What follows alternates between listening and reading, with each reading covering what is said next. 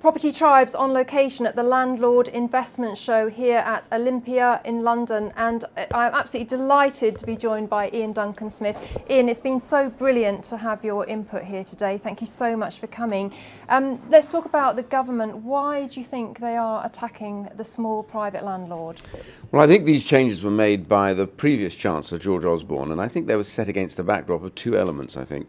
The first was the concern about overseas buyers buying into the market and distorting the value and price, and also at the same time reducing the available properties for people like first-time buyers further down the chain.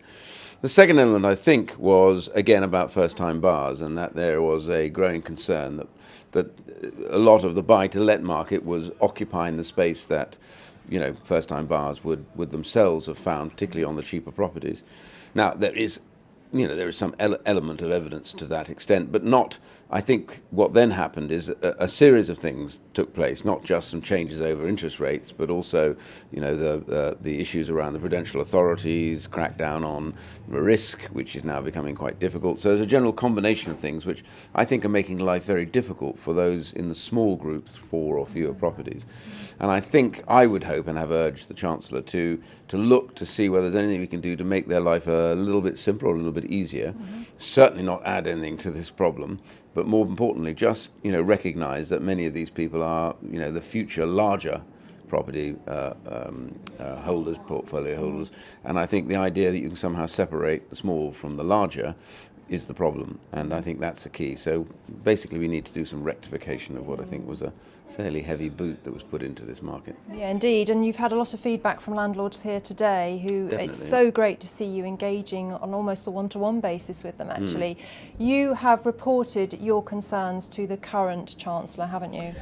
I have, and following this I will do him another note to say that there are real concerns about this, and having spoken to a number of them, that, you know, that I think this needs to be thought about rather carefully. But, you know, like all these things, the problem is the constraints on the Chancellor at the moment are enormous, and I think therefore the worst thing would be for further change to take place in this market, and I would hope that some rectification might take place with regards to this marketplace.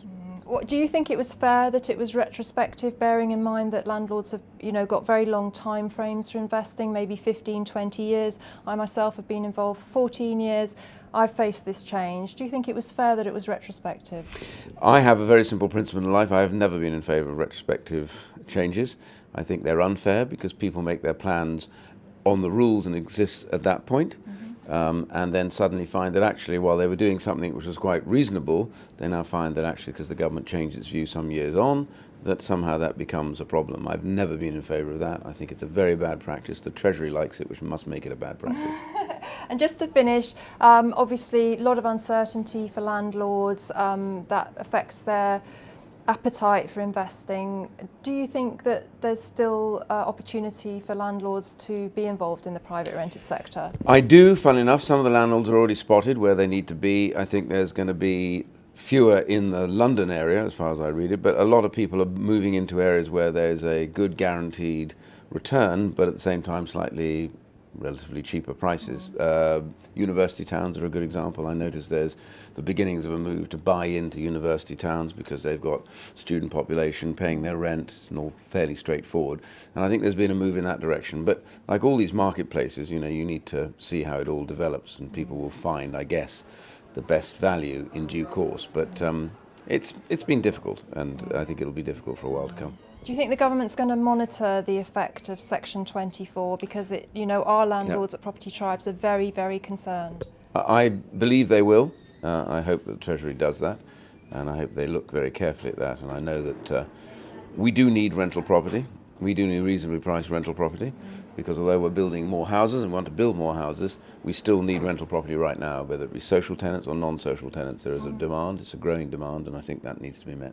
Well, Iain, thank you so much. On behalf of the landlord community, you've really been a supporter of our cause, and we really appreciate you coming along here today, being part of the debate and listening to our concerns and taking them back to Westminster. Can't thank you enough. Thank you. My pleasure. Thank you.